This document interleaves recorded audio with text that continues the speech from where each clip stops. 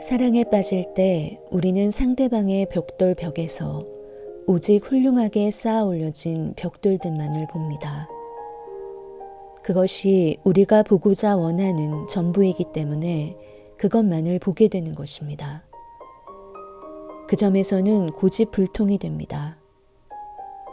그러다가 훗날 이혼 소송을 하기 위해 변호사를 찾아갈 땐 상대방의 벽돌벽에서 오직 잘못 놓인 벽돌만을 봅니다. 높이 살만한 장점들에 대해서는 눈뜬 장님이 됩니다.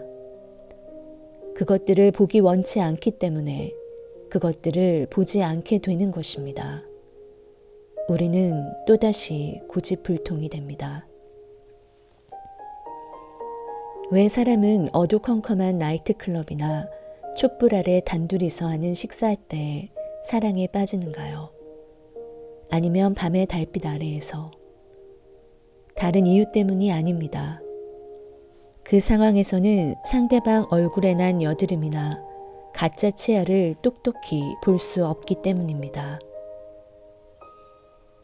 촛불 아래에서는 상상력이 자유를 얻어 마음껏 환상을 펼칠 수 있습니다.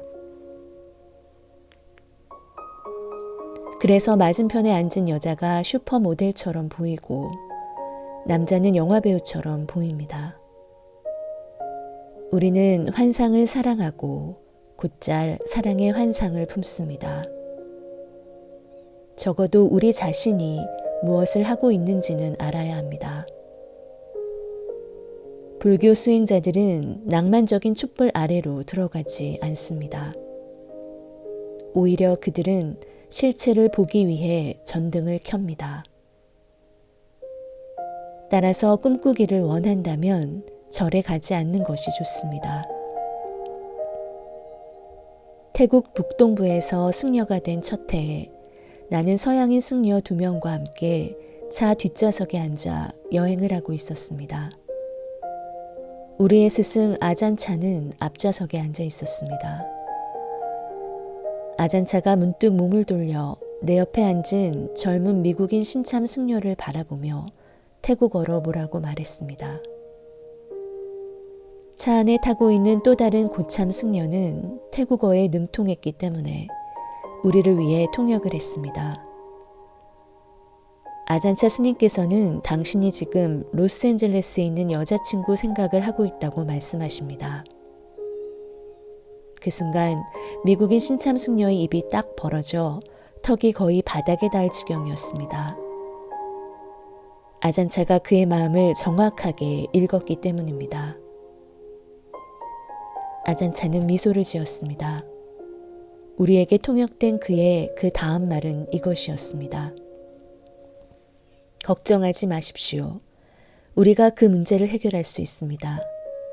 다음번에 그녀에게 편지를 쓸 때 그녀와 개인적으로 연결된 뭔가 특별한 물건을 보내달라고 하십시오.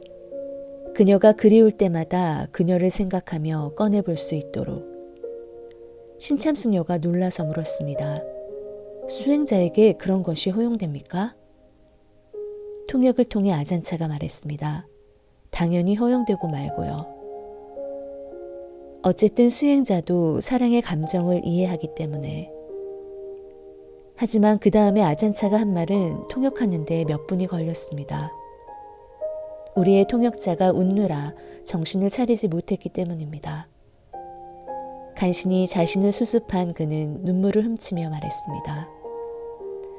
아잔차 스님께선 당신이 그 여자에게 그녀의 똥을 병에 담아 보내라 부탁하라고 하십니다. 그렇게 되면 그녀가 그리울 때마다 그 병을 꺼내 마개를 열고 냄새를 맡으면 아주 효과가 좋을 것이라고 하십니다. 말할 필요도 없이 똥은 매우 개인적 특별한 물건입니다. 그리고 사랑을 표현할 때 우리는 상대방의 모든 것을 사랑한다 말하지 않습니까? 똑같은 조언을 남자친구를 그리워하는 여성 수행자에게도 할 수 있을 것입니다. 앞서 말했듯 사랑에 대한 환상을 원한다면 절대로 절에는 가지 않는 것이 좋습니다. 사랑할 때의 문제는 환상이 사라지고 나면 뒤따르는 실망감이 우리의 마음에 심한 상처를 가져다 준다는 것입니다. 사실 이성과의 사랑에서 우리는 상대방을 사랑하는 것이 아니라 상대방이 우리에게 주는 그 느낌을 사랑할 뿐입니다. 우리가 사랑하는 것은 그 사람과 함께 있을 때 우리가 느끼는 행복감입니다. 그렇기 때문에 함께 있지 않으면 그 사람을 그리워하게 되고 뭔가가 담긴 병을 보내달라고 부탁하게 되는 것입니다. 하지만 모든 행복감이 그렇듯이 얼마 후면 그것마저 시들해집니다. 진정한 사랑은 애고가 사라진 사랑입니다. 그때는 오직 상대방만을 염려하고 그에게 이렇게 말합니다. 내 마음의 문은 언제나 당신에게 열려 있습니다. 당신이 삶에서 무엇을 하든. 이때 우리의 마음은 진실합니다. 우리는 단지 상대방이 행복하기를 원합니다. 이러한 진정한 사랑은 흔치 않습니다. 당신의 연인을 생각해 보십시오. 그 사람을 마음속에 그려보십시오. 그와 처음 만난 날과 그 이후 함께 나눈 아름다운 시간들을 회상해 보십시오. 이제 그 사람으로부터 편지 한 통을 받는 것을 상상해 보십시오. 그 편지엔 그가 당신의 가장 친한 친구와 깊은 사랑에 빠졌으며 둘이서 멀리 달아나 함께 살고 있다고 적혀 있습니다. 이때 당신의 기분이 어떻겠습니까?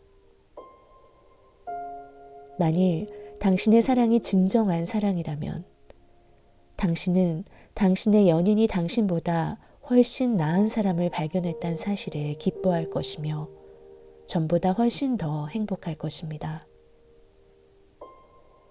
당신의 연인과 당신의 가장 친한 친구가 그토록 행복한 시간을 함께 보낸다는 것에 기뻐할 것입니다.